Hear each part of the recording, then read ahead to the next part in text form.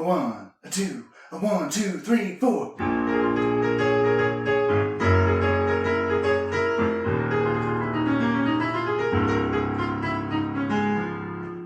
are listening to Fantasy Brews. Welcome back to Fantasy Brews. Did you enjoy your week off? Because someone, I'm not going to name names, forgot to upload the episode last week, and neither of us realized it until Saturday. 50-50 shot. At what? Who it was, but it could have been our editor. That's It on was. staff. I didn't even realize that you didn't upload it. It was New Year's Eve on Thursday when we normally upload. So I was just cleaning all day. I'm Kyle Gardner here as always with co-host Michael Heinisch. Yo. Make sure to go follow us on Twitter at Fantasy Brews Pod. We're going to try to stay active during the off season as much as you can. I guess that's just basically predictions of what's going to happen next. There'll probably be some fun and crazy news, trades and weird shit like that. Make sure to subscribe to our podcast as well so that you get those reminders popping up again next season. So let's jump into it. The beer I picked today, I tried to go with a theme because we are faced each other in the championship this past week. And you know what? We're kind of above a lot of the rest in our dynasty. So I went with the beer called Elevated Perspective. It is a oats cream imperial IPA from Humble Forager. Never heard of it before, but it looks super interesting. This is really good. It's really unique. Oh, that is really good. It's like an IPA, but none of the bitterness. Yeah. But the taste of an IPA, and wow, that is really good. Imperial 2 is pretty solid. I'm trying to look at where Humble Forager is because I might try some more of their beers. I've just had 2 sips of this one, Elevated Perspective, Oat Cream Imperial IPA. It's so smooth. It is in MN. What is that? Is that Minnesota? Is it? Yeah. Right. Sweet. This is amazing. I really like this beer. Yeah, this is a great choice. The view's nice from up here. Yeah, it's creamy, smooth, not the bitterness you normally get, but yeah. So Elevated Perspective because I It's honestly, like heavy, but in a good way. Yeah, we're in our 3rd year dynasty. Honest to God, I don't remember what happened the first year. Paul won. But do you remember how you did? I have no clue. I lost how in the did. championship to Paul. I honestly have no clue what I did. Yeah, we'd have to go. Oh yeah, I don't know how. I can't remember. It that was before Sleeper. We switched from ESPN, so But I don't know how. last year I was the top seed. I got into the semis, and you were the champion. This year you were the top seed, and we met in the championship. So we got an elevated perspective over a lot of the people we're playing with. We're better than them, you might say. Just like literally, though. Yes, not figuratively in any way, Right. shape, or form. Just like statistically. There's us at the top. We'll throw Setsky in there, but way below us still. Way below us. Right. Way below us. He didn't even make playoffs. I gotta give Paul. And this a isn't shout even out. based on his team. It's just we like him. Your You wife's talk- probably almost dead last. I would say as far as team and personality. Yeah. Oh yeah. So, and then you can. She won't know that we said this either. We'll put Ian below Natalie because Ian has won the toilet bowl. Yes. Against your wife. Yep. They She were tried. in the toilet bowl together. Ian taking it home. So we'll put Ian just below Natalie. So go bottom top. Ian, Natalie, everyone else an inch, and then Setsky, and then Miles, and me and you. Boom, boom. We'll take it. I want to give Paul a shout out because we've faced each other in the playoffs a lot now. I beat him earlier this round in the playoffs, and we faced each other in the championships twice. So he's my rival now. We're rivals. The final Justin Tucker update of the year. Sadly, he finished with 130 on the season, 11 short of making it 5 years in a row with 141 exact scoring. Sucks to suck, Tuck. But have fun losing in the playoffs because your team is not good enough. No. You beat the Bengals. Good for you. Brandon Allen almost had 50 yards. That was so ridiculous. Quick rundown. Loads of facts and stats for you this week. We're kind of morphing the 2 episodes, so you'll hear stuff we already recorded and stuff we're now currently recording. Yeah. First time this year that we're recording with all games actually done. Yeah. Wait, that's not true. We used to record on Tuesdays. Didn't we? Yeah, I think so. There was a few episodes. I don't know. It was a while ago. Lots of records as well being broken this year, so we'll talk about some of that. We will share with you the results of our leagues, give a recap of all the Week 17 action, followed by news updates around the league. Then we'll look back at some of our preseason predictions, both fantasy and playoff. Following this, share our playoff brackets with you guys, give you our prop lock of the week, and round it out with Bruce clues. We're not ripping anything off. Well, they don't know it. It seemed like they did. Bruise clues. Yeah, so you don't have a fact, a new one. And there you have the facts of life. The facts of life. Oh, I mean, I could just take the Aaron Rodgers one. Well, I'm sure all the records that were set basically will pop up. Mine, I found a few things. It was kind of hard to find back this up without checking every individual game, but I trusted it, and I looked at this past game, so it stayed true. The longest rushing touchdown against the Seahawks this year was a 10-yard run by... Wow. Ryan Fitzpatrick. Wow. He had the longest rushing touchdown of the year against the Seahawks. Well, I just thought that was very interesting. That's impressive, too, for such a... Well, yeah, because everyone gets their yards over the air against the Seahawks. Just a quick one about records, too, as well. Darren Waller has set the new tight end record for most receiving yards in a 3-game span. He's had 425 yards over the past 3 games, which is killer for a tight end. Damn. Also, he set the Raiders franchise record for receptions by a tight end this past week. But obviously, Darren Waller has put himself in the exact same conversation with Kittle and Kelsey as far as the top tight ends. I mean, obviously at the beginning of the season and last year it was all Kittle, Kelsey. Right. Now it's Kittle, Kelsey, Waller, and it should have been anyways. He's amazing. Yeah, he's a beast, and he's targeted so much. It's a great combination. This one, Tom Brady, just proven he's a real bro. He completed 3 shovel passes to Antonio Brown in the last 2 minutes of the final game of the season yesterday, and that put Brown at 45 catches on the year, which earned him a $250,000 bonus. Holy cow. Because Tom Brady gave him some shovel passes in the last moments of the last game. So good on you, Brady. Yo, Tom. Hey, probably he definitely came up to him on the sidelines like, all right, Tom, so here's the sitch, man. Because you know Tom Brady, he's poor. Mm-hmm. No, that's really cool. And then my last one, Cam Newton. When Jacoby Myers was in high school, he played quarterback, and he played in a 7v7 tournament. Cam Newton coached him in that tournament.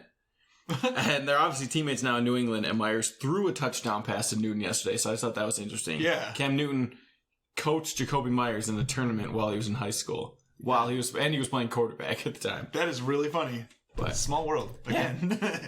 Just a few things for you. This is going to be the part where Mike puts in all the league results we talked about last week. All right. So a little bit of recaps for our leagues. Let you know how everything did play out. So in our matchup this past week, Dynasty Championship, you are the commissioner of that league. I have defeated you. It was a try on my part. But now we can really quickly mention how fucking close Diggs got me, because we couldn't mention that on what hadn't happened yet. So close. I needed 41. He got 37. Diggs is amazing. That was crazy. But we had the 2 highest scores. Yes. Right? Yeah, That's the way a championship should go. What is it? 155, We actually had the 151? 2. Yeah. We actually had the 2 highest scores. It was a good game. Like, our predictions were going up and down. I went from 150 and then we were both at 120 for a while, then I shot back up to 170.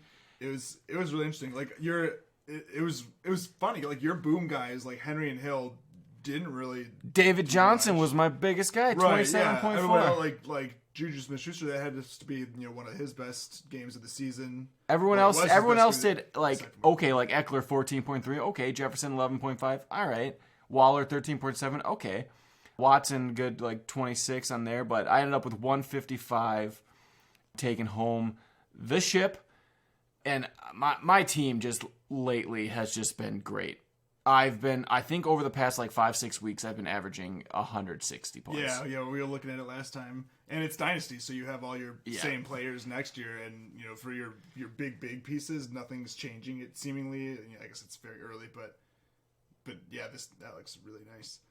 I had a few bummers, but nothing that I think would have been game changing, like losing Akers and McLaurin. I probably only would have been able to start one of them anyways. I don't think either of them would have made the difference, happy I traded for Tom Brady earlier in the season for this kind of stretch of games, and so that was great and bad. Like getting benched I at tried halftime. going for Tom Brady early in the season, but I wasn't willing to give up enough. Right.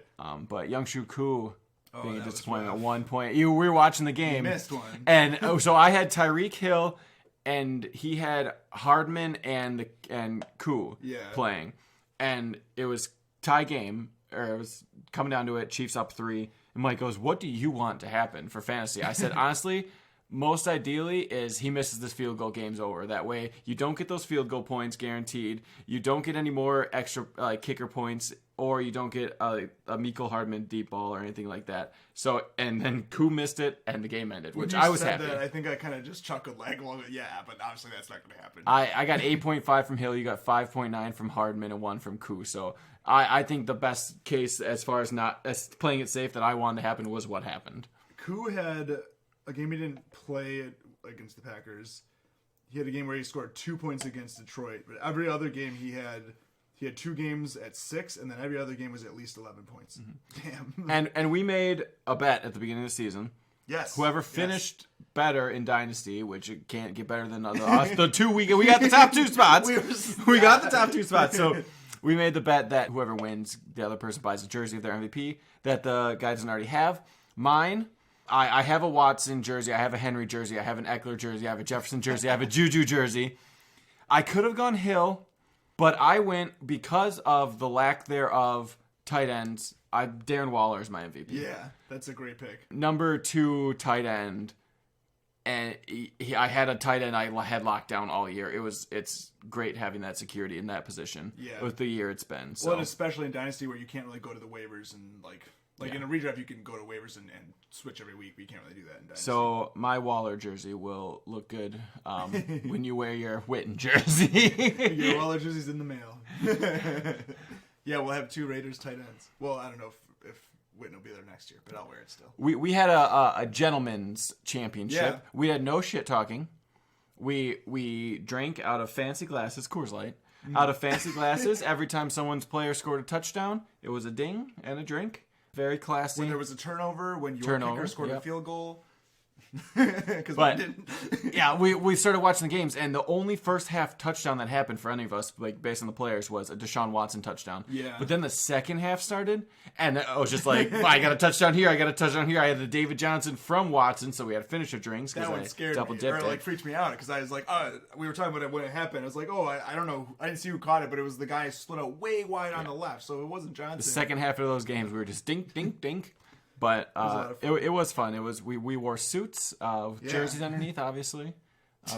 We did it real classy. It's interesting when there's no shit talking. You're just watching the games and just like, ta-da! We both won money either way.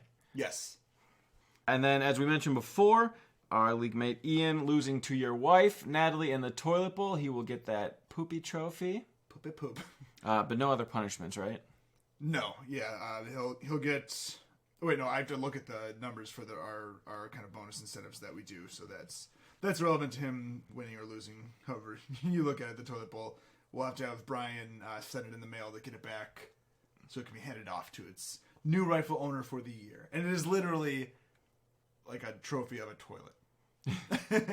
And then in my redraft league, neither of us doing too hot, and in the long run, we were competing for 9th place. And I came out on top. I am 9th place, so sorry to say you are the 10th place man, but it's really hoping can't win them all. Get 65. Yeah, right. But that game obviously means absolutely nothing because it doesn't affect draft order or anything next year because it's a redraft. But it was still fun that we were playing each other in the same week in different leagues in championship week. Not that 9th place is anything close, but anyways. Right. I had David Johnson there in my bench. Brandon Cooks, AJ Brown, or Antonio Brown, sorry, Jeff Wilson. And then congrats to our friend Christine defeating your wife in the championship. So your wife was in the championship and the toilet bowl. Yes. Won the toilet bowl game, so she's not the toilet, but lost the championship game. She was so close to a champ and so close to a toilet. She won. She beat Ian with Matthew Stafford as her starting quarterback. She did. Now it's a bad start, but because he was hurting out. Ayuk had a rough game, and Cole Kmet had a rough game. Somebody else, he played somebody that got. I think Chase Edmonds got injured during the game. But congrats to Christine for winning the redraft. We do our transfer of trophies and money every year at the Super Bowl party, so we'll look forward to that. And then in my league, the new beer bitch being taken away from yours truly, Jake Depies. He was on the podcast a couple weeks ago, and he will now be getting that ugly trophy I have had in my basement for the past year. Close was that game? Oh, it was really pretty close. Rogers won it for the swim and Mike. But our losers trophy is just we add on every year. Like one of the first years of the league, I was leaving my apartment and everyone put random crap on the windowsill in the lobby saying, "Free, take this." There was just a cat coaster, and I said, "You know what? This is going to be a start of something." And so I think Sean won it that year. So I was like, "Here's your trophy. It's a coaster with cats on it." And then we just add to it. So there's like a bear wearing glasses, like and saying like "Happy Graduation." There's a random, I don't even know what sport that is. Some type of trophy. There's a Rick from Rick and Morty. And new this year, added by me, a little surprise in the bear's butt. The end. We're going to leave it at that. You figure out what that means. You'll have to win. You'll have to lose the league to find out. But Jake D, beer bitch, he's only going to really use it at the Super Bowl party, but we're going to make him get us...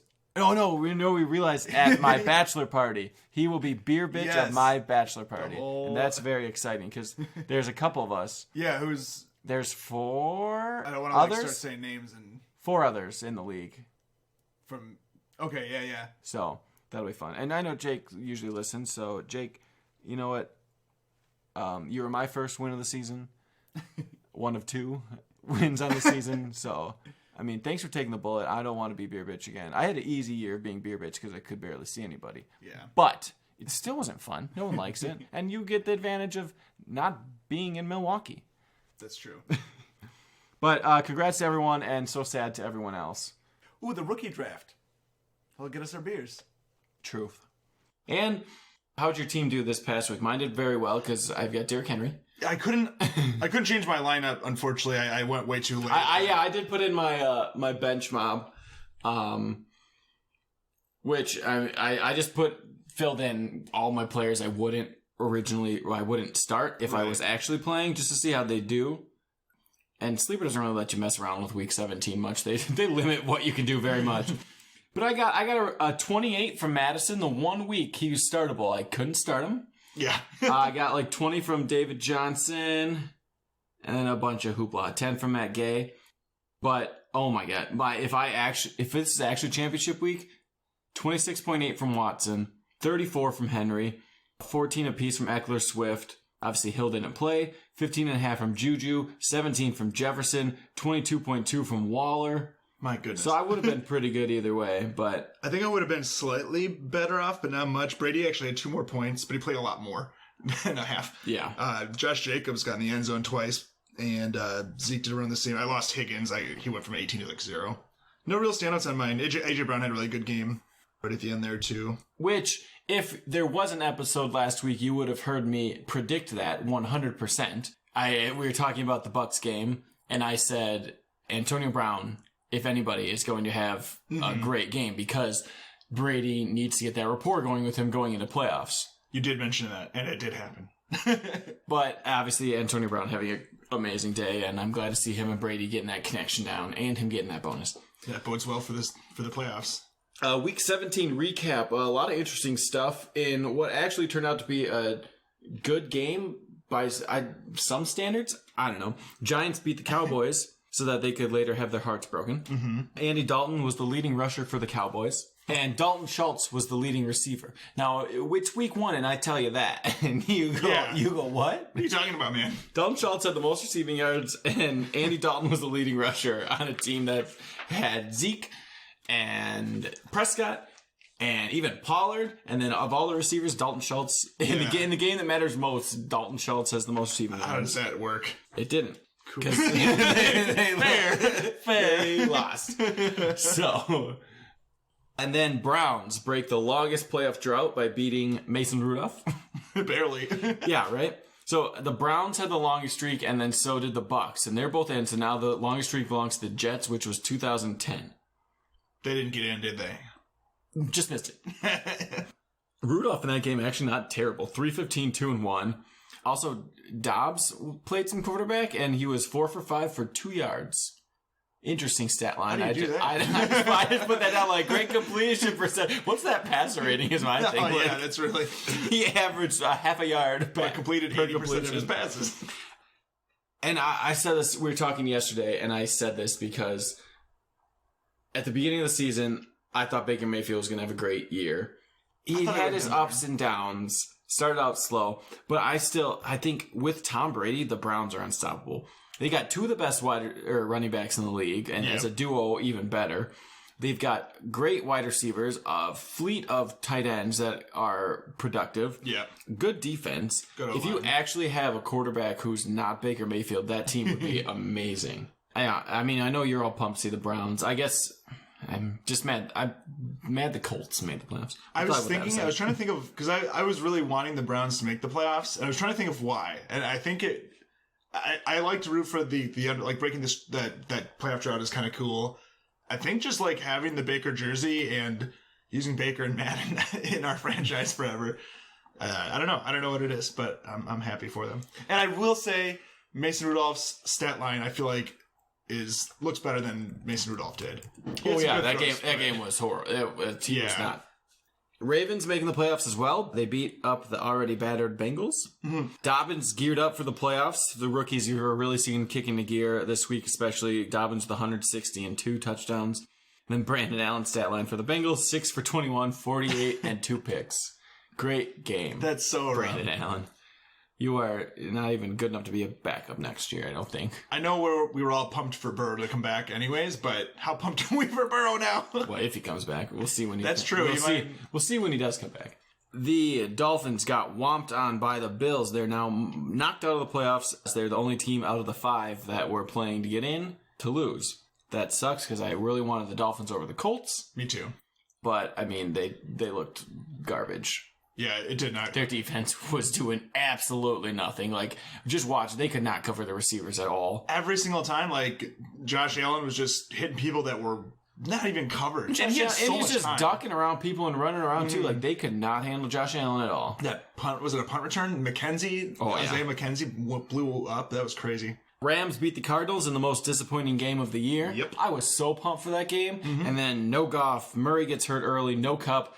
That game sucked. Yeah. I was pumped for that game, and it was garbage. And it was such an important game for 3 different teams to make the playoffs, or to try to make the playoffs. But if your dream this year is to watch Chris Streveler play John Wolford, I'm going to say, first of all, how do you know who either of those guys are?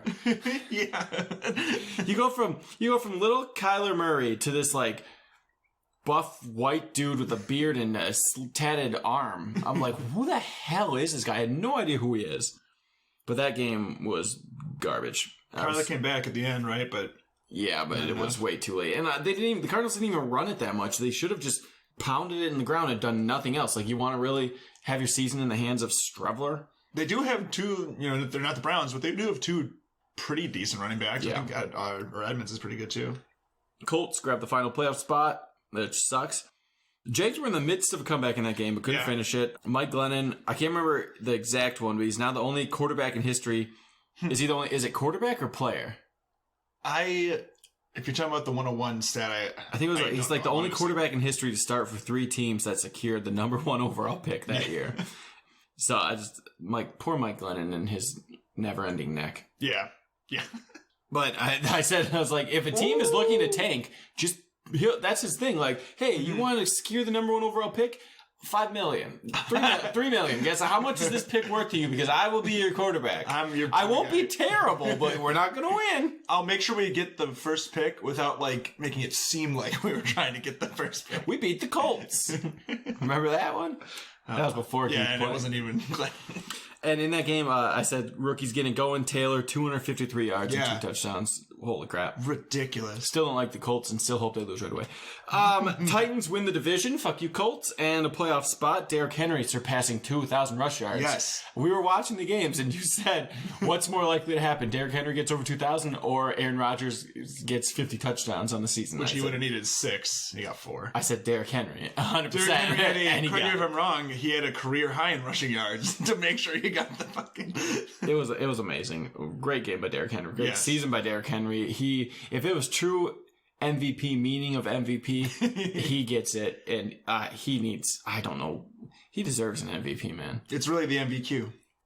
For quarterback. He just really deserves the MVP for that. That article on NFL.com, they were comparing Derrick Henry's 2,000-yard season to Terrell Davis, who won the MVP the year that he had over 2,000 rushing yards.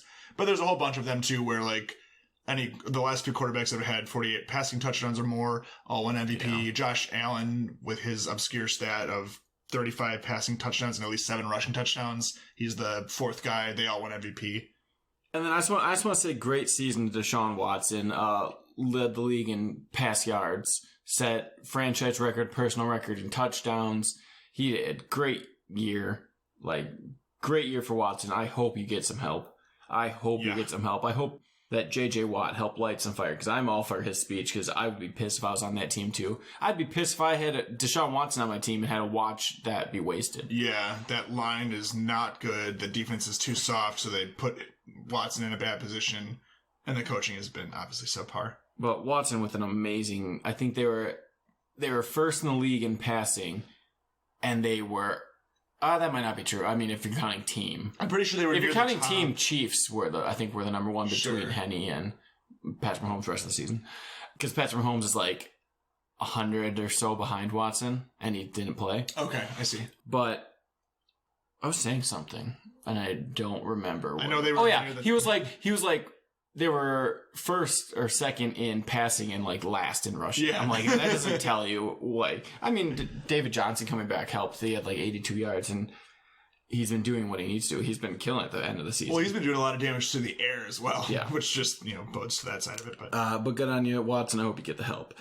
Packers beat the Bears, but the Bears are still in because of the Cardinals' loss. So we get to watch Mitch Trubisky not throw a touchdown pass in the playoffs. Woo! Yay. And then the football team gets the win, but doesn't really deserve it. Yeah. Hurts taken out of the game for some reason. That was so, why? I think that was just a fuck you to the Giants. Yeah, That was a fuck you to the Giants. So they're all division rivals, but the Eagles dislike the Giants more than the... I guess. That's the only reason I can think of. You have Jalen Hurts, and they put... Who the fuck they put in? Nate Sudfeld. Sudfeld, yes. I mean, you really think Sudfeld is worth trying out in a game? Just fucking let Hurts get some experience. Or, they shouldn't have benched him at all. But, No. I guess you'd be playing it kind of risky, but, imagine you put Wentz in there, he gets that touchdown, wins the game, maybe his trade value goes up. No. Although they said they didn't want to trade him, but I think it's because they won't be able to trade him. I think they were just trying to see, he's going to make a good backup next year because we won't have Wentz. Yeah, that could be. But I don't know. I mean, I like the football team's defense, but I don't like their offense. At least Terry McLaurin got in the end zone. Did he? At the beginning, yeah. Oh, I saw Logan Thomas says. I don't know. But yeah, those are the games that mattered. The playoffs are set. And now we got the news updates. It's finally happened. Adam Gase has been fired. Yeah! And it came at the hands of the Patriots and every other game he coached that year. Fucking finally. I don't know why they waited to the end of the season. Was that just in his contract that he had to go to the end of the season? I don't get it. They literally went 2-1 to end the season and he's fucked themselves out of the first pick. He wasn't doing himself any favors. It's not like they're like, oh wait, he got 2 wins on the year? Now we're interested in, sir, come along to our team. I mean, it wasn't Gase's fault. He didn't have Mike Lennon, so... It was Gase's. Everything was Gase's fault. Anthony Lynn, also fired from the Chargers, rightfully so, because that guy does not know how to fucking control a clock. He actually had his career record with Chargers was 33-31, which isn't great, but... But in the past 2 years, they've had how many one-possession losses? He started out 12-4, and it's just been... Yeah, and it's been specific bad calls and mismanagement with the clock, and So I'm glad he's fired because I think the Chargers will do well next year. I think they could be a playoff team. Yeah, they have so They got many a good draft pieces. pick. Yeah, And what do they need to draft? They're going to draft defense, and their defense is going to be fucking stacked. Herbert. Or a lineman. Like, their first picks are a lineman, and they'll have probably a defense, like both offensive and defensive linemen would be best for them. I think. I think that would be helpful. And I mean, obviously, Herbert exceeded expectations. Yeah. If you had high expectations, I think he's probably exceeded them. And they got Eckler coming back. They don't need to worry about that. And they got the backups to back up. Keenan Allen is locked up for a while. Mike Williams is a good player. Guyton should step up next year. I don't know about Hunter Henry's contract situation, but their defense, I know a lot of them's coming back because what's his nuts opt out. They're like best defensive player. Oh, Bosa will be coming back. Darwin got hurt. Derwin James. Charles Darwin. But I'm excited for the Chargers next year. I'm going to call it right now and just say they're a playoff team. I could see that for sure, especially with the expanded playoff team number. Well, and look, who they got? They got Denver. Wow. It's the Chiefs. They got the Chiefs, yeah. They have to get a wild card But spot, they most played likely, Denver and Oakland. Oakland, Carr's, I can't see him getting any better. I Maybe remember he has a just as even season next year, but yeah. I think actually I shouldn't say that. Maybe I'd say even because the wide receivers will get better while he gets the same. I don't know. I think they'll go with Carr at least another year. I say that almost every year too, but he never does bad enough to really. He never does. But their defense is a huge problem. Yeah, their defense is the biggest problem. I remember being really excited when they had a good start to the season. I think it was like a little bit after the halfway point, and I remember you saying and I didn't realize this, but just you were like, John Gruden is known for blowing the second half. Yeah, of the season. and that totally happened. Yeah. By the way, Josh Jacobs is DUI. I saw that, dude. I swiped that notification right away and went right back to playing Spider-Man. Let's see, suspended weeks 1, 2, and 3 next year. The way the notification was worded from Sleeper, it was like he hit someone. It said it was a single car accident. Does that mean he hit like a tree or something? I don't know. And it literally was phrased where if he ends up being charged, he's going to plead not guilty. But they implied he might not get. It might just not happen. What? Swept I think on the road. Maybe I don't know. Was he arrested on the scene? I didn't read too much into it because I can take a peek at some irrelevant because they're unless he gets suspended next year. But Derek Carr's locked up through 2022. 23 he'll be a free agent, and that doesn't necessarily mean it depends on the more specific details of what the cap hit is if you cut him and stuff like that. Maroney fired from the Jags, rightfully so as well. They're looking. What's his name? Urban Meyer wants $12 million a year to coach there, which I don't know. It might be worth it. I mean, getting a coach is just as important as getting a star player. Yeah, I don't know what the typical figures are for coaching. Either. All I have to go off of is getting Madden. Madden, we get the same 3-year contract extension for $5 million. Which if that's year. normal, Urban Meyer, you're asking too much. But every year in Madden, we get a 3-year extension. And I'm like, so does this just a cumulative 3 years? Or just it adds a year each year? After 5 seasons, I still have 10 years left on my contract. I don't know what's going on, but Madden, whatever. Yeah, so we'll see what happens with the Jags. And then Goff, not yet ruled out for the wild card game, but I definitely don't want to watch Wolford in the playoffs. They're going to lose. Yeah.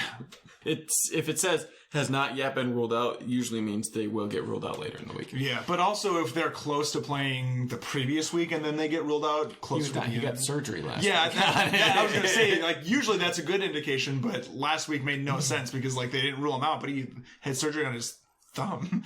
Oh, yeah, which we didn't talk about this. I wonder how much it played into the game. Andy Dalton, his hand got stepped on.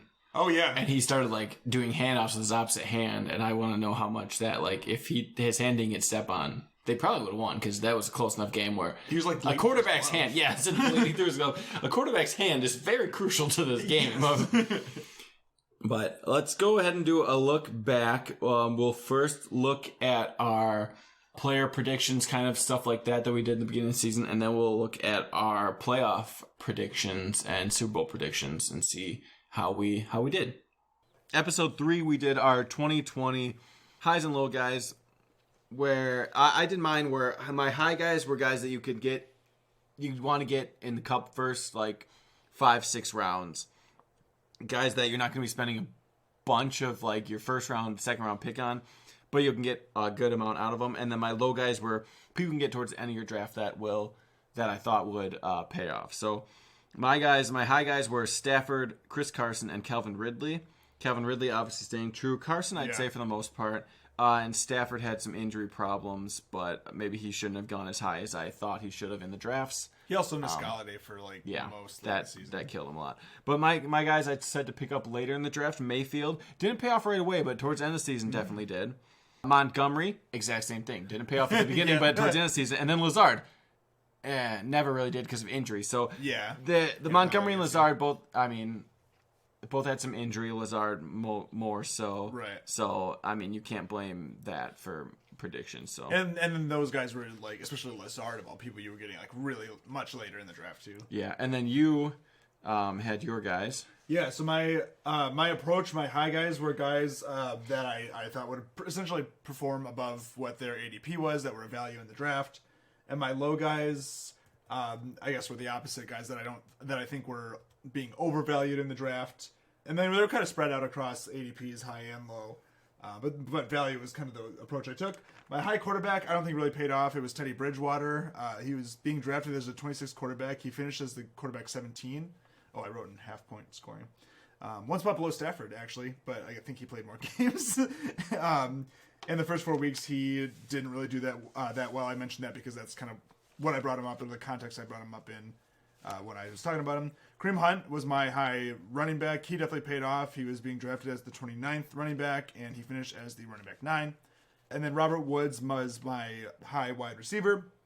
I think he ended up doing kind of well. I think he had some specific games that might hurt you, but he finished with 6 TDs, which is like not directly what I predicted, but I kind of mentioned like last year he only scored 2 touchdowns, and the average targets per touchdown or something. He was like a third of the average, so he got up to the average from last year, I guess. So that was okay. And then my low guys, again, were guys that I think would underperform based on where they were being drafted. Carson Wentz was hilarious. He actually had some decent fantasy games. I was looking back. He scored 29 points against Baltimore and 28 against the Giants in back-to-back weeks. But he had some rough games as well. Turnovers were bad. He was in a bad situation, too, with injuries and stuff. And then he got benched. Eckler was my low running back. In the games that he played, not counting the one that he got hurt, he was averaging around 12 points a game. He finished, in a points per game perspective, not counting the injury game, he finished around 13 or 14, which is exactly where you drafted him as well. So I think he, paid off. He definitely didn't hurt you at all, for sure. And he had some pretty big games. And those numbers I was looking at in standard, which is the context we were talking in. Yeah. But he had like 2 games where he had 11 catches. One game he had like 16 targets. So sure, go without saying, but in a half point and a PPR league, he was insanely more valuable. Whereas the standard, he like returned value. I think in those other formats, he was a really good pick. And I think when they came back, they weren't using him to his full extent. 1, because they were already out of playoffs, and 2, because they didn't want to irk anything else or re-agitate it. Because it looks like he's looking like he's getting around 65% of the snaps after he came back, where he was all about that, maybe a little higher than that when the season started. But sure, I think if anything, next year he's going to be getting a bigger bulk of it because, they saw what happened without him. That running game was nothing. Well, and like part of my worry with him was he's a smaller guy, so I didn't. He's not a red zone running back at all. But he's the kind of running back on the one you can dump it off to, and he'll do a 30-yard touchdown run. That's great. That's amazing with him. And part of what really, part of the reason I was a little hesitant was going into last year, it was like, okay, we either have Tyrod Taylor or eventually maybe this rookie takes over. That rookie's fucking great. Yeah. Holy shit. I cannot wait to watch the Chargers next year. Yeah, absolutely. They're going to be great next year. It's going to be so fun. I can guarantee they are a great team next year, and they're going to be so fun to watch. Hopefully they don't get by the... If they get better coaching. If they get better coaching. Oh, yeah. I have a fun fact about Anthony Lynn later. Miller. And then my low receiver real quick was Mike Evans. He actually finished as the wide receiver 6 in standard, so he finished above, or right where he's been drafted, 6 or 7, I think. The thing with him was, and I didn't have him anywhere, but the thing with him was it was kind of hit or miss. You had some really big games. This championship game, he was fucking insane, 35 points. Yeah. He had Oh yeah, he needs the 40 yards in week 17. So in week 2 he had 19, week 4 he had 21, week 12 he had 18, week 16 he had 35. But then in weeks 1, 6, 7, 9, and 14 he had 6.7, 1.5, 4.7, 8.4, 7.1. And then he had some pretty solid games that were kind of right around what you would expect from him. So he had some weeks where he killed you, and that inconsistency with just how big that receiver room is. And we didn't even know about Antonio Brown at this time either. Speaking of before Sunday games where players blew up, I'm so happy you did not have Kamara against me. I said before, like, if you would have had Kamara, I would have bowed out. I would have been like, okay, goodbye. You win. Take it. Take the championship. I don't even want to try. Like, it's not worth it. Neither of us had Kamara. Neither of us had Evans. He's the number 1 running back on the year now, just in points scored. Yeah. Because of that week. That was a crazy game by Kamara. Holy shit. 6 Watching that on touchdowns. Christmas, and I was like, I couldn't believe it. It tied a record from 1929 or something. Yeah, right? I think it was like the longest record ever get broken, like the streak. That is so crazy. But- and he had red and green shoes on. That was pretty, or cleats on. That was pretty cool. Oh, and I saw today he won. Drew Brees' son won a championship because of Alvin Kamara in fantasy football. I was like, that's hilarious. I wonder if he ever drafts his dad. I'm just like, Dad, I need a win. Come on, man. Dude, he's gonna finish this. We need to remember this for next year. Like, not that he's not good or something, but he's gonna be the number 1 running back this year. He's got a 20-point lead on Dalvin Cook right now, who's in second. Yeah. And wow, is this right? Like, Derrick Henry's behind Alvin Kamara by like 50. It's because he gets all his yards rushing, actually. He's going to get receiving. That's true. This is a half-point score I'm looking at. I should keep that in mind. Well, then, moving on to episode 5, we talked about some late rounders. I went off and listed some people I think would be great to add in the last couple rounds of your draft, and I think I did pretty well on this. My guys were Tariq Cohen. Obviously, he had the injury problem. If he didn't get injured, though, I feel like his stock would have shot up because Montgomery struggled at the beginning of the season. Yeah. So without that injury, Cohen might have been actually worth it, but the injury, obviously, nobody can help that. And it sucks because I like watching Cohen a lot. And then I also mentioned Jared Goff, who is obviously he's just a steady, reliable start. He always has been. You're not going to get a ton out of him, but you're going to get a decent amount. You're going to, for the most part, get an okay amount. I also mentioned Jameson Crowder. I think I nailed that one. That was great. I mentioned Robbie Anderson because everyone was rating him so low, and I talked about at the beginning of the season. I think Robbie Anderson's going to be, and everyone's like, "Oh no, you see him?" I was like, "He's on the Jets last year," and I think I talked to some people on Twitter. I was like, "Robbie Anderson is going to be good," and of course he had a great game yesterday against the football team. Yeah. But I think I nailed him. Jonnu Smith, everyone was down about him. I think I nailed him because it's tight ends are slim to none anyways. Yeah. But he's still, number 8? He was better than most. He was like, he wasn't in, like, I don't know, it was high tiers, but he definitely finished better than most of those other guys you were very likely. Yeah, and my last one was Adrian Peterson, when I think I mentioned at the beginning of the season he'll be worth something, which he was. Yeah. And so those are my guys. But he was on the football team. Yeah, he was on the football team. But either way, I would have stuck with it for the Lions anyways. And all these guys were like guys you're taking shots on later in your draft. It's not like the context of that episode, it wasn't that these guys are surefire picks. They're maybe more likely to Did you jot down who you had? Yeah, I did less well than you. I took later guys as well, but Anthony Miller was one of my. I had 4. Anthony Miller. We were talking about him yesterday, and because we were watching the Bears game, we didn't see him at all. Mooney really took over. He hasn't been around at all. That's what I was talking about. Like I think Mooney's a great player, and I think with Robinson gone next year, Mooney's going to step up huge. Yeah, and then we brought up Anthony Miller. I was like, I completely forgot about Anthony Miller because you were so hot. You loved Anthony Miller at the beginning of the season. I was had a pretty decent finish to the previous season. I just said, I don't get it. I don't get it, and I don't think that's going to be true. And it wasn't. And now I barely remembered who he was. I couldn't even remember his name when I tried making notes on him earlier today. That's how irrelevant he became. Even though we talked about him yesterday. Yeah. He and with all these guys, it was kind of like see how they start the season. Which ironically, Anthony Miller. He had, in week 1, he had 15.6 points. Week 2, he had 0. Week 3, he had 11. So he actually had I told you, he's got 2 relevant games a year and then nothing. Well, I don't really think he will going forward. I feel like he's been in the league enough now that he's not going to be more than a 4th or 5th string guy. Off the cuff, live on the episode, I picked Zach Moss to get the same number you guys, or same number of guys. Yeah, nothing really there. You should have he's definitely not someone you would have started at the start of the season, and you should have quickly realized that he wasn't gonna be worth starting. Deshaun Jackson, I was in love with Deshaun Jackson. I know you were. Did you see him yesterday? 1 1 catch. for 1 for 81 and 1. He had a great week. He had over 10 points. He had a start to the season. From a target share perspective, his target, I don't have it in front of me, but his target count was actually kind of decent to start the year. And that was the whole point with him, was they don't really have anyone else to throw to. Like, Rager's going to take a little while. And they didn't have anyone else to throw to. Deshaun Jackson didn't even last that long before he wasn't playing anymore. And my last guy was actually pretty solid. Chase Edmonds was being drafted at the 4th pick of the 15th round. So if you grabbed him in that round or a round or two before, you were pretty happy with it. He didn't blow up. He was the RB23 in PPR, but he was well worth the draft pick if you did take him. And then in episode 6, we did our first Who Won the Trade. And this was before the regular season started, so I want to see how our answers, first of all, played out, if we were if we picked the right team, or how the trade actually turned out on its own. The first one was Team A had Melvin Gordon, Gronk, Rodgers, a 2nd-round pick, and a 3rd-round pick.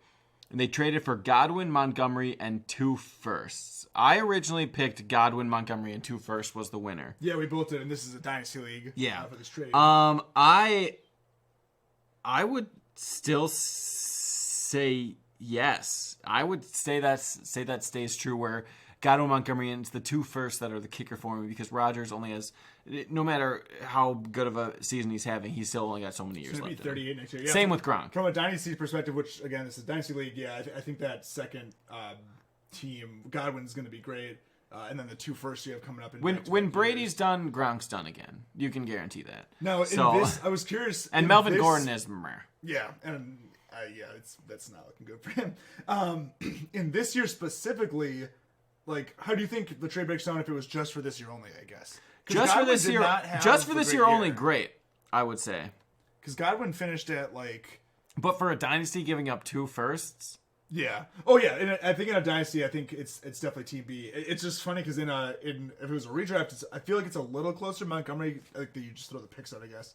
Montgomery carries a lot of value. Rodgers and Gronk were surprises. Gordon was a disappointment. But Godwin finished wide receiver 40 in standard. He had some good games, especially more recently. But and noted that the guy who got Rodgers, Gronk, Gordon did finish in. Looks like he's gonna finish in 4th, but I mean that's still, he was close to the championship. So the other trade we reviewed was Michael Thomas, Miles Sanders, Matthew Stafford, Marlon Mack for Julio Jones, Mostert, Mayfield, and Swift. I believe this was in a redraft. I originally picked Thomas, Sanders, Stafford, Mack. I did as well. I would have. I don't think that's true anymore. Looking back, obviously, because the Michael Thomas injuries and just being, I think he's just an asshole too. That Miles Sanders injured, Stafford with injury, Mack out for a year. That team got fucked. Yeah, Team B. For giving up Julio Jones, Mostert, who had injuries, but he killed it when he was there. Yeah. Mayfield picking up, and then Swift, a decent ad. Yeah, absolutely. B won that in the long run, even though we picked Miles Sanders dealt with injury, but also had just a number of not so great games either. Mm-hmm. So even when he was there, it was kind of hit or miss, and he was the best guy from that initial team because Stafford was okay, but a less important position, and yeah, Mack and Thomas, that sucks. And then for no specific episode, I just kind of wrote down some people I know, more so me because I can remember more of what I say than you. Players that we thought were gonna be good this year. And your list, I know Anthony Miller we just talked about. You were higher on Kenyon Drake. I wasn't so much because he hasn't proved himself yet. I think he got a 1,000-yard season. He did okay in the end. I wasn't looking at him specifically today, but I randomly did glance at him. He finishes like the RB 11 in standard, 15 in PPR. He never had any huge games. He never had any huge games, but he was pretty consistent. I'd say he is a lot like David Johnson, where I can play him and I know I'm getting 10 to 15 at guaranteed. And he's got a little bit of that ceiling, less than David Johnson, but I wasn't so high on Kenny Drake. Turns out he all right. I'm still not high on him in any way, shape, or form. I never think he's going to be that powerhouse. And I think next year, Edmonds is going to be more involved. I think he's just going to keep creeping in. And then you also had Justin Jackson on your list. You were talking. Joshua Kelly. Joshua Kelly. Yeah, it's like how's that? You were high on Joshua Kelly when Eckler went out. He was just bull crap. And then Ryan Fitzpatrick as well. I know you always got a boner over. Oh yeah. My list, I had Ryan Fitzpatrick just eliminated the Raiders. My list just got fucked by like injury. Michael Gallup, not even his injury. Yeah, Dak. Prescott's injury. Unless you randomly started him in the championship. Marvin Jones Jr. I thought was going to have a monster year. Okay year. He had a couple good games until championship week and Stafford got hurt, so that doesn't really count. But he's the 29 standard wide receiver. I thought higher of him, but Alan Lazard obviously dealing with injury. I thought he was going to be big. Emmanuel Sanders dealing when you got Taysom Hill as your quarterback, you're not going to put up big numbers, and that you can account that for that. Austin Hooper I thought was going to fit in a lot better. Not really. Josh Allen was somebody I kind of liked going into the year. I drafted him in your league because you could get him kind of later, and he had a great year. I talked a little bit about Kyler being too early for my liking, but a fifth rounder. He had a pretty good year. I think he started, but I think finished. I also had I remember talking about my late sleeper was Brashad Perriman, dealing with a lot of injury this year. Having some decent games though, but I mean obviously the injury is going to hold you back no matter what. I also had Gardner Minshew, had some injuries and some struggles, and then I thought higher of Hunter Renfrow this year as well, but he didn't really do too much. That's actually a really that was a messy offense. Yes. This is a really perfect segue because I forget. Last week was my birthday on the episode, and we wished a happy birthday to Clinton Dix, who I share a birthday with. And then I realized, I came to find out that Calvin Ridley's birthday was the day before mine, so not mine. But I did a quick Google search, and there are some more players that share both of our birthdays. So from last week, happy birthday to Mark Ingram, Hunter Renfrow, Ryan Izzo, right? Patriots tight end. Anthony Lynn. I think he's out. Shares my I think birthday Izzo's as out well. for the year or something. Yeah, he didn't really do anything. And then on your birthday, we might have called out some of these on the episode, but Jimmy Garoppolo, shares your birthday. Jordan Howard and Jordan Love, Roddy White and Danny. Ooh, Jordan Love shares a birthday. Yeah. Danny Amendola. I like that. Okay, it's cool. Okay, and Roddy White's a little bit of a throwback, I think, from the Falcons. Yeah. So, I remember him. Dude was good. Yeah, he was really good. So now let's go to our playoff predictions. Episode 9. We just did a Super Bowl prediction. Both my teams are in it, and it's very doable. I predicted Saints versus Chiefs in the Super Bowl with the Saints winning. Yes. Mine's very doable. I'd stick with the Chiefs. Saints, I'm less excited about, but their defense has stepped it up a little bit, so that makes me feel a little better. But we'll see. What was yours? So we did this before, it was during week 1 or the week 1 episode of the podcast. So I had chosen the Cowboys to get there with the Chiefs. I chose the Cowboys to win back then as well. Obviously, that's not happening. The Cowboys aren't in it. And even then, seeing how the season played out, obviously, Dak being gone is a huge, way to make that not happen. Their defense was really bad, too. So I don't know that even with Dak, they would have, they probably would have made the playoffs. They would have won their division, I think. But how far they made it into the playoffs from there, I'm not really too confident in. But we'll never know because Dak got hurt, so there's an asterisk. They would have only needed 2 more wins.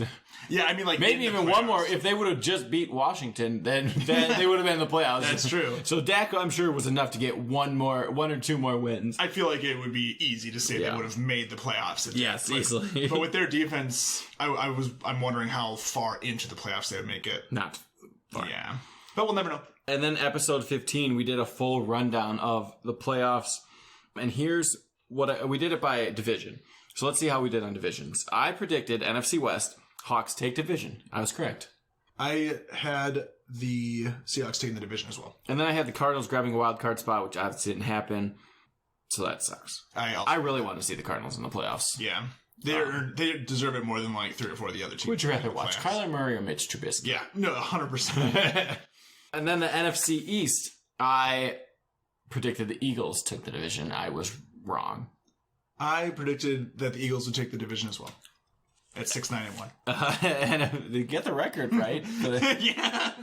NFC South, I said Saints take the division, Bucks grab a wild card spot. I was correct. Same. NFC North, Packers take division, correct. But I said the Vikings would grab that last wild card spot, which they did not. The Bears did. I nailed it. I had the Packers winning the division, and I had the Bears sneaking in the playoffs with a better record than they actually had. But I had the Bears as the 7th seed. I think they were the exact... No, were they the 7th seed? Whatever, they're in the playoffs. They got a wild card spot. Okay, and then AFC West, I had Chiefs taking the division and the Raiders grabbing a wild card spot, which got the Chiefs right. I was in the same. Chiefs taking the division, Raiders getting a wild card spot. But the Raiders blew it. Yes. Then I had the Bills taking the division and the Dolphins grabbing wild card spots. So I got the Bills on that again and the Dolphins. I got all the wild cards wrong. I'm the same as you. I had the Bills taking the division, Dolphins getting a wild card spot, and as we know, they did not. And then I had AFC South, Titans taking the division, and Colts missing playoffs. So I got the Titans taking the division, but the Colts sadly made the playoffs. Same. Nothing else to add. And then AFC North, Steelers taking the division. I had the Steelers as the number 1 seed, which obviously they didn't get. Then I had the Ravens grabbing a wild card spot there. So I had the Browns missing the playoffs, but they obviously made it. Same. All right. The same. I had the Steelers as the 1 seed and everything. I did have the Seahawks as the 1 seed in the NFC, though, over the Packers. All right, let's give our playoff brackets for this playoffs. Do you want to do a bet on who can do it? I said I awarded a point system. First round, 1 point per game you get right. Second round, 2 points for like if your team advances. Third round, 3 points. Fourth, and Super Bowl is worth 4 points if you get it all right. Whoever's got the most points at the end wins. I've lost a lot of bets to you in the last 3 days. I got I'm obviously taking the bet. the Mike Evans bet. End of week 14. I did the math. Mike Evans needed 110 yards a game to get the 1,000 yards because we made the bet. If he gets it 1,000 yards, it's a Tom Brady Super Bowl special edition Funko. Mike Evans 110 yards exactly in the first game. After that, I'm like, okay, he's on pace. Next game 183, and then in this last game of the year, he needs 40 yards to get it. He gets 43 and then exits the game. So he got it. And I hope he's okay, but he got hurt right after 46. Oh my God. He's had now 7 straight seasons or an entire career of 1,000 receiving yard seasons. That's insane. Kudos, Mike Evans. And I did not think he would get it because, and this was before we knew about Antonio Brown, but I just figured that that was too crowded. Tom Brady doesn't bomb the ball down as much, especially in his older age. Clearly fucking wrong there. Yeah, it's been working since he started doing it again. And it was like, okay, they have Mike Evans. This is the beginning of the season. Mike Evans. They have Godwin. They just signed Gronk. LaShawn McCoy was there, a pass catching running back. And then after that, Antonio Brown signs with them, and still, yeah.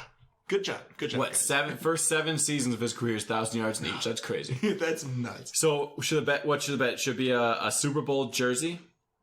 You put a lot like of thought the special into edition. I just thought that out. Like, Sure. I was thinking, what's a good thing to bet? We can do a Super Bowl because you can get the patch. What if it's the Super Bowl MVP? Okay. We just need an alternative on Deal. if we already have that jersey. Deal. Super Bowl MVP or who you think should. So come up with a different jersey once Rodgers gets it. Yeah. So AFC. First game, Bills versus Colts. We can agree it's the Bills. Bills, yeah. The Colts do not have the offensive productivity. Yeah, Jonathan Taylor's gotten it going, and yeah, Hilton and Rivers are finally connecting. But the Bills, their defense is also lackluster from what we thought it would be. But you have Josh Allen versus Phillip Rivers, who, come on. Yeah, I think the Colts, Josh Allen has taken huge strides this year. I think he blew a lot of expectations away as well. The Colts defense is not, it's fine. It's not. Neither of their defense is what it should have been. The Colts are better, yeah. Do we think the Dolphins have a good defense? Yes. The Bills scored 56 points on them. I will take the Bills over the Colts.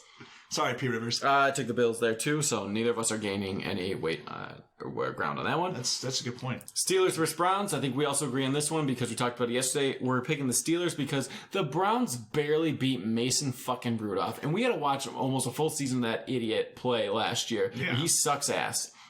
Not to mention, when the Steelers full-blown played the Browns like Big Ben, they kicked their fucking ass. Yeah, Mason Rudolph lost to the Browns by 2 points. So if it's an immediate rematch where basically everything's the same, Yeah, except they're playing that's back-to-back the one weeks. difference. The one difference is no Rudolph, yes, Roethlisberger. Baker Mayfield, who's overly cocky and never have any playoff experience, or Big Ben, who has been in the playoffs so many times, so much experience. I think it's an easy Steelers win. Now, what if the difference is Baker got to play a full game against the Steelers defense, which probably won't change that much, but Big Ben didn't get to play against he's going to have to figure it out on the fly. It's going to be the Steelers. He played against them once. That's also true. The last AFC wildcard game, Titans versus Ravens. I'm taking the Titans just because the Ravens offense it's not that great. The Titans defense, they've lost a lot of pieces and that sucks. But overall, I mean, it's shown Lamar Jackson has not shown up in the playoffs yet. I don't think this is the year yet for it either, especially since he's having a down year. Not even a down year. Not as hyped as last year. I'm taking the Titans. Yeah, I took the Titans too. I do think it'll be close. I think the Ravens, I feel like it's all on Lamar Jackson. If he has one of his crazy games, the Titans defense he's not even right now. reaching 200 pass yards the past couple games. That's a huge problem. Like they can run the ball decently, including Lamar. If Dobbins keeps it going, that's great. But they don't really have much of a receiving core. Vrabel versus Harbaugh is a great coaching matchup. Yes. But I think Vrabel will just tear apart that offense and it'll get figured out. If they can get it going, the Ravens have a pretty good defense, but the Titans offense is just so there are other teams that can pull out too, but I feel like they're so uniquely good at having such a good run game, obviously, but also they're really on point with the passing. I mean, AJ Brown has been pretty good this whole year. He was bad against the Packers, and Corey Davis has showed up. If they didn't lose Clowney and a few other pieces, I'd say go full on Titans, but it'll be close. But I think Titans grabbing it. Then we move to NFC, Saints versus Bears. The Saints. We're not getting anything different between the two of us they're all the same. So but I mean, you got the Saints D who stepped it up versus Mitch Trubisky, who's garbage. Not even touchdowns against the Packers D, which has been lackluster. Saints should get their running backs back. Yeah, Saints by a mile. Seahawks versus Rams. Seahawks because Wolford is probably going to start. I'm conditional here because I think if Goff is playing, I'm taking the Rams. I think the Seahawks offense has been kind of sputtering lately, Russell Wilson specifically, but those two big receivers, the big name receivers, Lockett and Metcalf, they've been pretty hit or miss on the season and missing more lately. I don't know if we want to ask for that because if Wolford's playing for the Rams, I'm 100% taking the Seahawks, obviously. Mm-hmm. So maybe we can put a note. So you're taking the Rams if they have Goff? If Goff is in, I'm taking the Rams. Oh, yeah. I'm sticking Seahawks either way. I'll make a note if Goff plays football. I'm sticking Seahawks either way. And then a last game, Washington football team versus the Bucks. Washington, they got a great defense. Their defense is great, but they don't have an offense. The Bucks have both. That's easy enough. If the football team was playing the Rams or Bears, I probably would have taken them.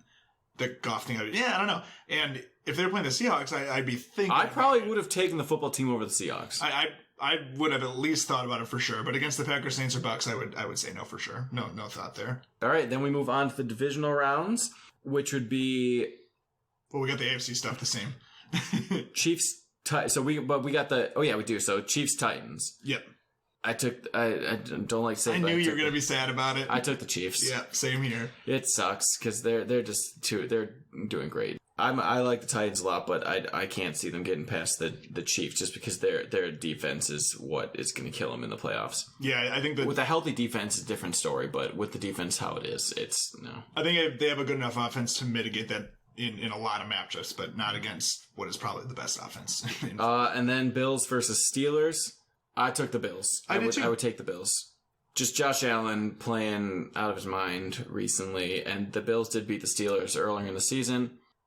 So I'm gonna be pumped at that game. The Bills Steelers will be a great game to watch. I'm very excited about that. But yeah, I hope that actually happens. I think part of it is the timing, like you said. I think just Josh Allen and the Bills offense in general, they are on a tear right now. They're going crazy. Diggs was tweaked or banged up at the end of that game, but I haven't heard anything one way or another since, which makes me think good news. So that'd be good. And the Bills, I think the biggest knock on them, their defense is not great. It's better than the Titans, I think, but it's not great. But another big knock on them is their running game. Josh Allen aside is not great either, but I don't think the Steelers have a good running game either. And then NFC, so what would your matchups be? My two matchups would be Packers versus Rams, and then the Saints versus the Bucks. So I got Bucks, Packers, and then Saints, Seahawks. So what was your first matchup? My Packers, Rams. And you took the Packers. Yeah. And I took the Bucks over the Packers. You saw Tom Brady whoop on the Packers once already this year, and Tom Brady on a tear, and playoff Tom Brady is a whole nother level. I just think that's going to come down to defense. And the Bucks have the better defense. They're both good, but I would unfortunately probably give the Bucks the edge there. It's funny because they're kind of inverted. The Bucks have a weaker passing defense and a better rushing defense, and the Packers are the exact opposite. Mm-hmm. So then your other matchup was the Saints and Buccaneers, and I took the Buccaneers to beat the Saints there for pretty much the same logic you just gave. I think. Here I took the Saints over the Seahawks. So then in the conference championship, I had the Bucks over the Saints. So we have the same matchup but different levels. No, I have the Packers Bucks in the conference championship. Oh yeah. Well, I know, but we have the same matchup but different levels. Oh, gotcha, yeah. But conference championships, I have the Chiefs over the Bills and the Bucks over the Saints. I have the Bills over the Chiefs. And this is where I wanted to get a little contrarian. Mm-hmm. It's hard to bet against the Chiefs, but I think Josh Allen keeps riding it and gets them to the Super Bowl. My NFC matchup was Packers versus the Bucks, and I took the Packers there, and I'm trying to not be like a homer, but I do think like... So we got that matchup. I got the Bucks playing the Packers in the divisional round, and you got them in the championship. Yes. So we got... But we have the opposite winners, too, there. Yeah. But and then the Super Bowl, I just did this because I'd be a great storyline, Bucks over Chiefs. What would be more Tom Brady than going to a team that hasn't made the playoffs in how many years... Almost and 20. just winning the Super Bowl in your hometown. Right. Then it'd be the first time ever doing Super Bowl that. TV. And would that not be the most Tom Brady thing ever? Who do you have winning the MVP? Tom Brady. Well, obviously. That makes too much sense. He's on a 2-year contract, I think, right? But would he retire after that? Would he? No fucking way. Keep going. Because his favorite ring, he always says, is the next one. So until he never retire, or he'll just join every team as like as a quarterback mentor, so he gets a ring. Just keep.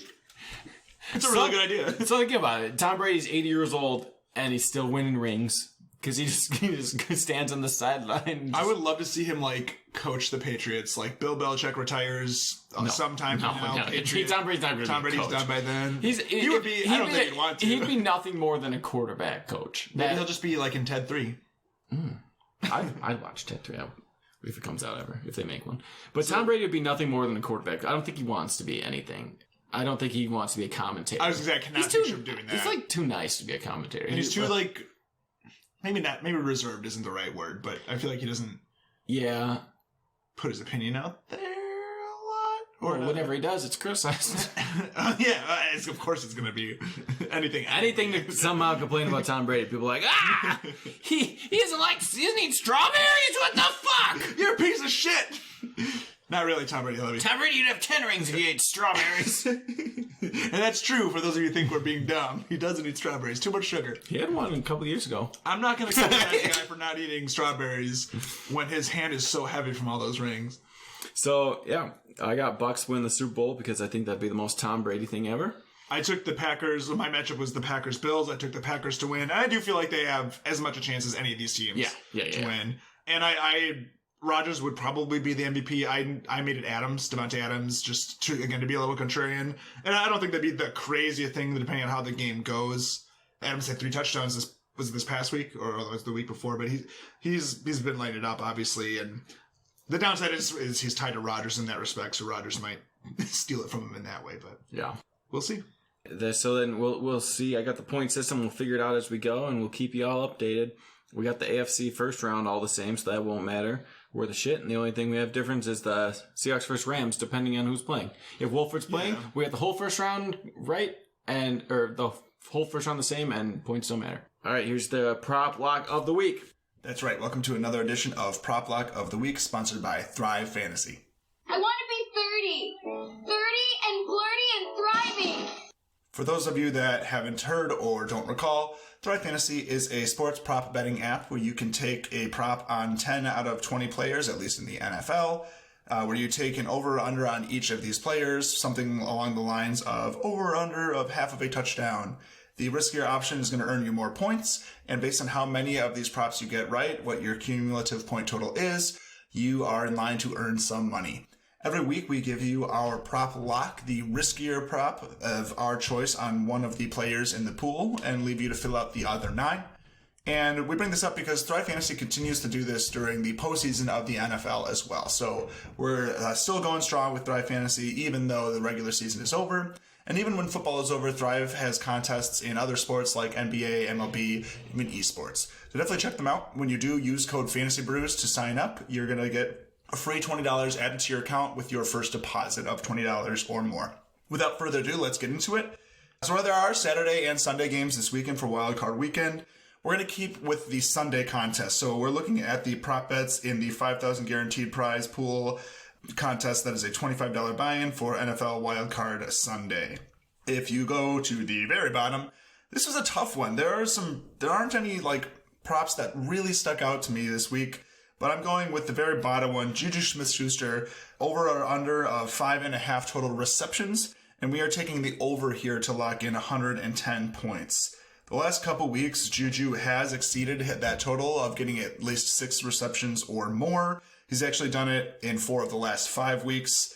The matchup is not the best, not the worst.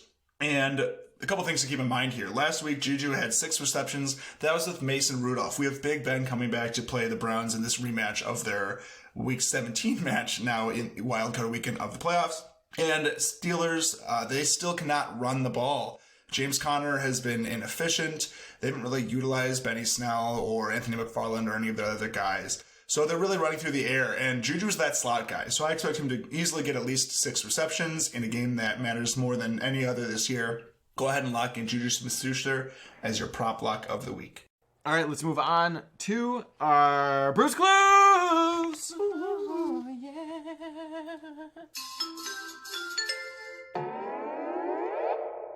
Oh yeah, your house you start. Mm-hmm.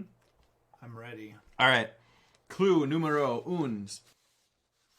He is currently the number 17 ranked standard wide receiver this year.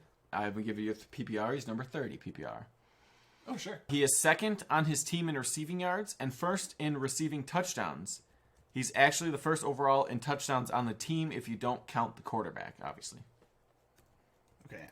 Currently number 17 ranked standard, 30 PPR as a wide receiver, second on his team in yards receiving, first in receiving touchdowns, first overall in touchdowns without the QB. I'll go Brandon Cooks for now. Tis not Brandon Cooks. I like Brandon Cooks though. I think next year he's gonna do even better. Yeah. I think he had the injury problems a little bit this year. It was rough, and if that line gets any better, no. I just want the Texans to be good. Mm. All right. He has 5 games over 100 yards receiving this year. He has set personal best records in receiving yards and touchdowns. He's got 8 touchdowns on the year. Pending a miracle, though, he will not reach 1,000 yards on the year. So he has 5 games over 100 yards this year. Personal best in receiving yards and touchdowns with 8 tutties. He's not going to reach 1,000 yards on the year. Pending a miracle. I'm not saying it's impossible. I think it's impossible. But he's not going to reach 1,000 yards. And what did you say his name was? Gerald Snarled. That was my guess. 5 games over 100 this year has been great for him for receiving yards and touchdowns, career highs, and 8 touchdowns. Okay, I can roll out a couple other people I was starting to think of, and then he's not. So he's not probably not going to hit 1,000 yards, nor has he ever hit 1,000 yards. Good thinking. Yeah, connecting the dots. I'll go. That's not either. Damn it! I'm sorry. I'll go Curtis Samuel. I don't think that's right. No, that's actually a pretty good guess, though. I kept thinking of Debo, but that wasn't right. And then I kept thinking of a couple of rookies on accident. That obviously. He is in the AFC South. That's Titans, Colts, Texans, Jaguars. Okay, so on the Texans, I think it's anyone there. I don't think Coogie's done well enough, and everyone else is kind of eliminated. On the Colts, it's not going to be Hilton. It's not Pittman. Maybe Zach Pascal will come back to him. Maybe Corey Davis on the Titans. That could be. I like that. And I'm not going to guess Chark. I'll stick with Corey Davis. Damn. A bit of a trick one here. Not too tricky, though. Will Fuller. I was thinking about it, but he's got like 3 more the next best touchdowns is I think 3 touchdowns or 5 touchdowns, so 3 apart. Damn, but that's awesome. Good for him. He was having a great year before he got suspended. He really was. So I said he's he will playing not next reach year. 1,000 yards on the year. He's not going to, pending a miracle where he gets reinstated right now. Yeah. I mean, it could happen. You've seen it before, where like the last couple games are taken off of a suspension. Yes. Which is why I said pending a And miracle. he's missed 4. That's it's But really- what a great year! Number 17 standard, and he hasn't played the last 4 games. That's awesome. Yeah, I think that took it out of my mind for him. He had 6 straight games where he scored a touchdown. Yeah. I wonder what's going to happen with him next year because Deshaun Watson has been vocal about wanting to resign him. They should. I mean, he's great. I think so. I think 100%. Otherwise, the Packers could do it. All right, hit me with it. All right. I wrote mine down on paper this time. Cat. Oh, I just opened my disk drive. Let's watch a movie. All right. Currently, the tight end 6 in half-point scoring. This player has almost twice as many targets, receptions, and yards, and has a little more than twice as many touchdowns, all receiving, this year alone as compared to the previous 6 years of their career combined, which is their whole career. Hold on, you just said a lot Yes, of words. it's a lot. It's weird. I'm going to break it up into 2 bits. So, okay, hold on. Let me see if I understand it. Sure. So, in his previous 6 years, you combine all those stats, he's got twice as much of everything, basically, this year alone. Correct. Okay, go on. Very, very I simple. get it. That's it. And then Okay, that's it. That's it. They're the tight end 6 and half-point scoring, and what you just said. And those previous 6 years are their entire career. So All this right. is their 7th year right now. All right, 7th year titty end. I'm going to go... this is their 7th year playing? They are currently playing their 7th year. So Okay. the previous I was going to 6 say Jimmy Graham because that could fit because he's had a Sure. great year. But then that 7th year thing, obviously he's played much longer. But this year he has twice as many yards as the past 6 years combined. So that doesn't even mean they are having a great year. And touchdowns. I mean, I would say Gronk because, not the 7th year thing, but I mean, over the past 6 years, he's still probably had better years, but he's still played. Baba-doo-ah-ba-dee. It's not Evan Ingram, I can tell you that much. I've had him on my dynasty team. It's not going to be an Eagle one. I'm trying to think of someone who has Hawkinson's too young. I'm going to go ahead and say my first guess is going to be Eric Ebron. It is not Ebron. Good guess, though. Yes. I don't know how old he is.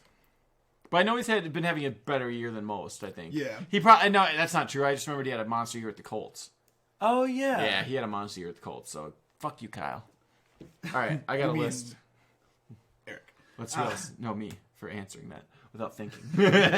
Clue number 2.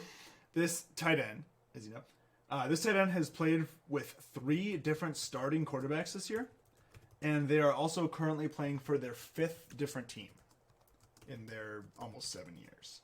So they're on their 5th team, and this year alone they have played with 3 different starting quarterbacks. All right, so I can take that guy out. I can take that guy out. I can take those guys out. I think it's him then. The process of elimination makes a lot of sense. But if I don't write down the name... Okay, I had this guy on my list already. Just let me do a double check to make sure there's no one else. Fuck, dude, I don't even know who Kittle's backup is. And that's going to be the answer. I'm going to be pissed. Fuck. Is that the answer, you son of a bitch? I don't even know his name. I don't want you to read into it too much. Jordan. I'm gonna go Logan Thomas. It is Logan Thomas. Yes, that was the one guy. That was the guy I was going to stick with. I wasted all that time because he was already number 1 on my list. It was Logan Thomas. He was on my list from the first clue. So like when I was writing this, I figured when I gave you the division, at first I was like, okay, when I give you the division, you got it for sure. But then I started thinking about Dalton Schultz. He's on my list. Yeah. I got Logan Thomas, Jordan Reed, Dalton Schultz, O'Shaughnessy, and Drew Sample. Yeah, Sample was. I was thinking you were talking about him, or like when you mentioned the Bengals. And Schultz has had 3 starting quarterbacks as well.